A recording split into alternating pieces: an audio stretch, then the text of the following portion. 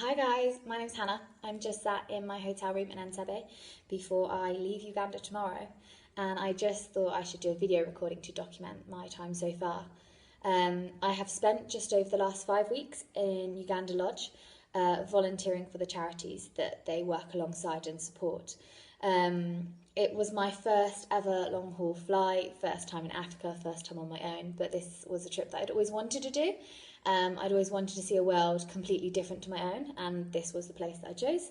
So I jumped in, probably a bit to the deep end. I have absolutely no regrets, and I can't thank everyone for making this experience the best one that I've had in my life so far.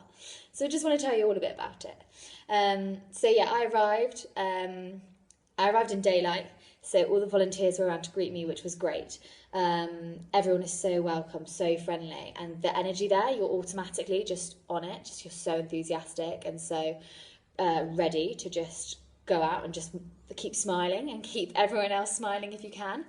And it's amazing because even though I'd only known the volunteers a few minutes, it already felt like I'd known them a few years. The bonds you create are just so intense and so quick, and you don't even realise that you have friends for life within seconds at all.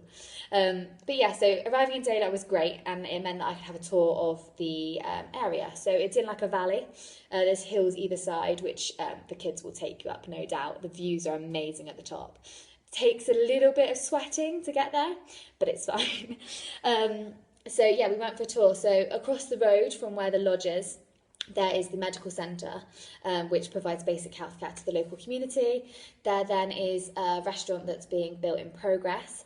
It needs some help to be finished. And then alongside that is a vocational training centre where they have a sewing workshop where the uniforms are made for the school. And also a lot of the volunteers, I think, were buying prints from the local town in Tungamo to take to the sewing workshop to have trousers and skirts and dresses made. So very unique and your own, so definitely worth a shot.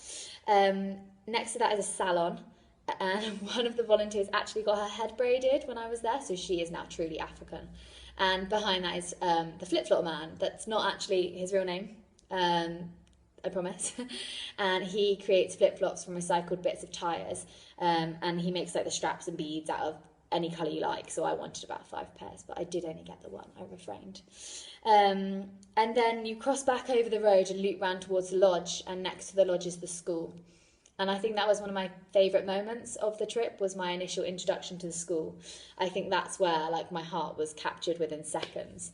The children are just so happy, so humbled, so friendly, so welcoming. Even those ones that don't have shoes on their feet, the culture out here, the happiness, the simplicity is just heartwarming to see. I soon learnt to respond to the name Mzungu. That's what they call light-skinned people out here.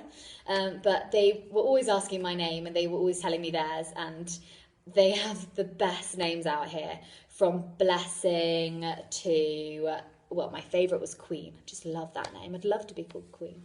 So that was great. And then they also have the option for children to board out here. So the dormitories are on the site of the school. So we were able to have a peer into those. They have invented triple bunk beds, not even just double, to try and accommodate the amount of children that need to board. And I think a few of them are still sharing beds. So there's always work to be done there to try and make the living environments a little bit better for the kids. The school itself has a choir, which comes when you arrive and when you leave. The songs will stick in your head the whole time they're there, and it's really emotional because the songs that they're singing, the words they sing are in such an upbeat tune, but they have such meaning to them, where they're so thankful and they appreciate the volunteers coming and helping, and it's really moving when they come. So I think that as well, seeing the school and having the welcome, I was just blown away on my first day. It was amazing. So maybe I'll just tell you a little bit about me and what I did in my 5 weeks. So back in the UK, I'm a registered children's nurse, hence why I love kids. Try and make them better. I work on a paediatric intensive care unit. And while I was out here, I had a bit of a nursing focus. So I kind of brainstormed what I could do while I was here with my time. And the coordinator out here, Jen and Dennis, suggested that I could maybe volunteer in the local district hospital, which is a Tojo hospital just up the road. So I got quick approval by the district council, and within the next week I was in the hospital, which I was amazed about because I'd looked at doing electives before and working abroad, and the cost of them was just like an arm and a leg, and this wasn't anything extra on top. It was just I was paying to stay in the Uganda lodge in the guest house, and then I could just do this as like an interest and an activity while I was there. So being interested in kids, I spent most of my time on the paediatric ward. I feel like I've really gained lots of knowledge that we don't come across certain conditions in the UK, so I've familiarised with those. I've been exposed to a lot of wounds and things that children have suffered from the activities they do, and we don't do similar activities at home. So the things that I've come across are definitely things that I don't think I'd have seen in my nursing career otherwise. The resources that they have are obviously a lot fewer than what we have at home, and they're a lot more resourceful in trying to keep things going for as long as possible. I had the chance as well to work on the other departments and volunteer there as well. So the other departments they have a female and male ward, which are just general wards for different sexes. They had a theatres department. I didn't go and see any theatre while I was there, but they did have a theatres department and an anaesthetic